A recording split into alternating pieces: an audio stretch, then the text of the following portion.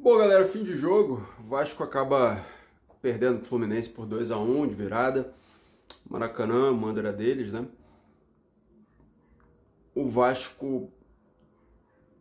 Eu senti que o Vasco estava cansado. Eu senti que o Vasco não conseguia manter a intensidade. Alguns jogadores ali até tentaram manter, mas você vê que os jogadores mais dinâmicos e mais físicos do Vasco não estavam tão bem. Paulo Henrique não conseguia subir, quando subia não cruzava bem. A Piton também, né, também não estava conseguindo ser tão dinâmico, chegar tanto. Nuno Moreira muito perdido porque não tinha para dialogar a qualidade do Coutinho e quando tentou com o Tietê não funcionou como ele esperava, né? Até porque o Tietê tem outro tipo de jogo. O Tietê estava mais adiantado para poder fazer uma função próxima do que o Coutinho faz e não conseguiu. Então, assim, fica claro que o que o Vasco estava fazendo não funcionou porque talvez ali o jogador diferente, que tem muita qualidade, que é o Coutinho, realmente mostra o quanto ele faz falta. Isso parece óbvio? Não, não é óbvio. É importante a gente ver isso porque mostra para muita gente como que esse jogador é imprescindível hoje na formação do Vasco. E o retrospecto diz isso. O Vasco com o Coutinho tem um aproveitamento de 27%, um aproveitamento muito baixo. Então o Felipe Coutinho fez muita falta no dia de hoje, sem dúvida. Bom, e da parte do Fluminense, eu senti que o Fluminense estava primeiro dominando o jogo no começo do primeiro tempo ali, tentando segurar o Vasco, dominando as ações, fazendo da forma, né, que ele sempre faz, aquele toque de bola. É um time com muito recurso técnico, né? Alguns jogadores ali, o Lima, o Guga, o Arias, jogadores que estão acostumados a jogar juntos, aquele jeito de toque de bola envolvente, aquela intensidade de troca de posição, né, que foi implantado com o Diniz e o Renato tem mantido. Mas o Fluminense conseguia chegar, né? Eles vinham, faziam esse toque de bola e não acabavam não conseguindo chegar. E aí depois, no segundo tempo, acho que deu uma chamada, o Renato deu uma chamada e falou, gente, dá para ganhar. E foi exatamente o que aconteceu, o Fluminense começou a ser mais incisivo, ele fez algumas trocas importantes que também deram um pouco mais de decisividade ao time, né? Principalmente a entrada do Riquelme pela direita e depois o Ganso, e a finalização do Guga, né, que é a finalização que não entrou, né?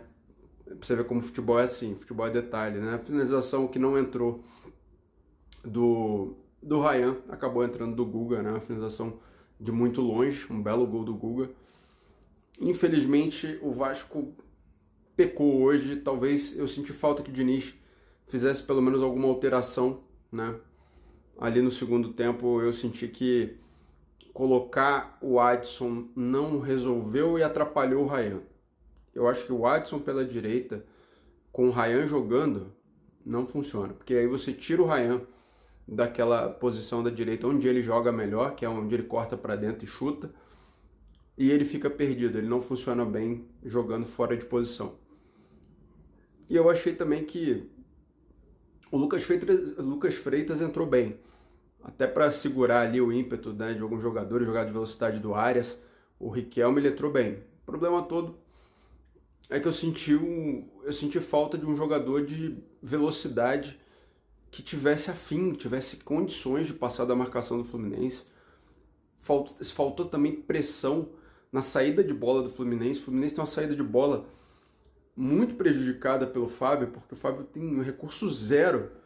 E quando você pressiona, eles recuam para o Fábio. Quando eles recuam para o Fábio erra. E o Vasco não aproveitou isso. Hoje o Verratti fez um gol contra, né? Então dificultou um pouco mais a vida do Vasco e não fez a gol a favor. Na verdade, o Verratti só deu uma cabeçada. Então, assim, interrompe a sequência de 2 vitórias que o Vasco vinha, claro. Mas o Vasco sente falta do Coutinho, né? Isso aí ficou claro, ficou evidente. A gente ainda tem um compromisso aí contra o Melgar, né? Na Sul-Americana. E o Vasco tem mais um jogo, agora eu não me recordo qual jogo, acho que é o Bahia, na semana que vem.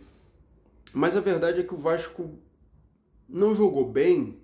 Eu confesso que eu me incomodei do Vasco não ter jogado bem. O Vasco estava com baixa intensidade.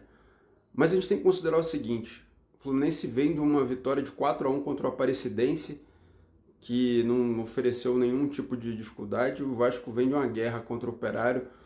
No jogo em si, o Vasco tinha tudo para matar, não matou, e aí foi aquele inferno nos pênaltis. Não foram pênaltis normais. Você vê que, né, quando o pênalti passa das 5 batidas iniciais, o negócio vai ficando tenso. Então, assim, cobrou muito dos jogadores fisicamente, mentalmente, como eu disse no vídeo do meio tempo. E aí, infelizmente, custou caro. Mas é isso, é do jogo. Eu acho que esse jogo era mais justo para o Vasco, se o Vasco tivesse lutado um pouco mais, o empate. Mas o Fluminense quis mais que o Vasco, principalmente no segundo tempo, mudou o que tinha para mudar, e eu senti falta do Diniz mudar, principalmente ali. Eu queria ter visto o Lloyd, eu queria ter visto o Paulinho, e a gente não teve a oportunidade de ver esses caras. Então, a conta ficou alta pro Vasco. Vamos pra cima, vamos pro próximo jogo. Tamo junto, galera. Ficou ruim no Brasileirão. Tá ruim. Tá ruim, tá bem ruim. Mas tem que continuar acreditando e dando apoio pro Diniz aí, até porque a parada do Mundial é onde o Diniz, inclusive, falou que vai testar alguns jogadores, conhecer alguns jogadores como o Garré, né? Eu como o Jean Davi. E vamos ver. Mas eu senti falta das alterações. Tamo junto.